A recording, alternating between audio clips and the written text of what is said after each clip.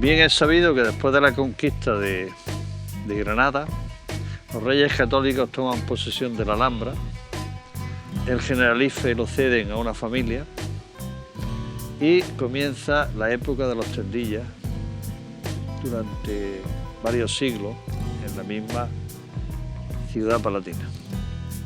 Cuando se produce la llegada de los Borbones, los Tendillas son desalojados de la Alhambra y aunque es un sitio real, comienza un proceso de decadencia del que nos da buena muestra los cuentos de la Alhambra de Washington Irving.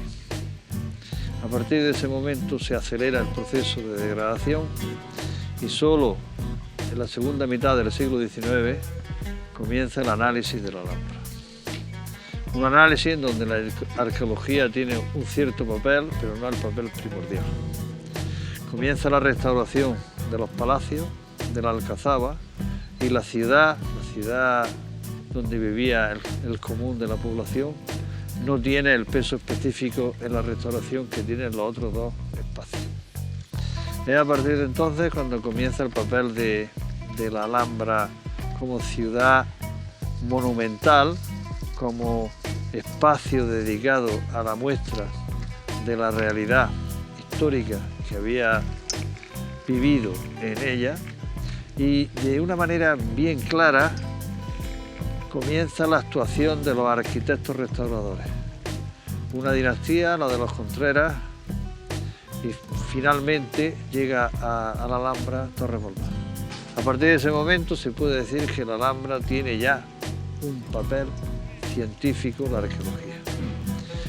Torres Borbás pone en valor gran parte del monumento, por supuesto el conjunto amurallado de la Alhambra, básicamente los palacios y la Alcazaba, pero también parte de la ciudad, porque restaura, por ejemplo, las casas de la Torre del Capitán, porque restaura también en el secano algunos espacios, como las tenerías, y alcanza a ocupar parte de la zona exterior de la Alhambra. Por ejemplo, una vez que consigue que el Generalife pase al patrimonio nacional, comienza su proceso de recuperación, pero también lo hace con dar a la Lusa y algunos otros espacios que hay fuera del recinto amurallado.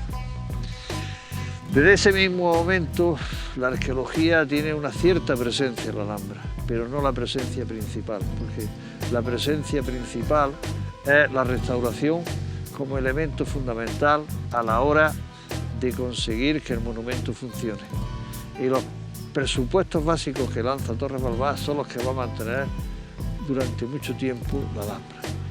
Hasta tal punto es así que hoy en día tenemos una Alhambra formalizada por Torres Borbás. Esta Alhambra formalizada por Torres Borbás no ha supuesto una modificación enorme de lo que es el conjunto. Quedan partes fuera de la restauración y quedan partes fuera de la formalización, como es todo el conjunto urbano y una parte importante del conjunto rural.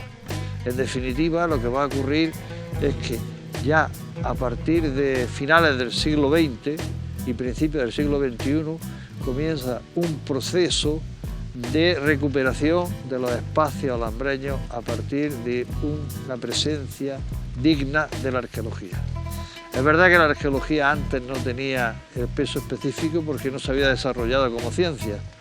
Es verdad que durante mucho tiempo la arqueología que se hacía era la recuperación de estructuras sin más, pero a partir de estas fechas finales del siglo XX y principios del siglo XXI ya comienza un análisis detenido y detallado de todo lo que es el conjunto, que va a culminar con lo que acaba de elaborarse, que es el plan de arqueología de la Alhambra.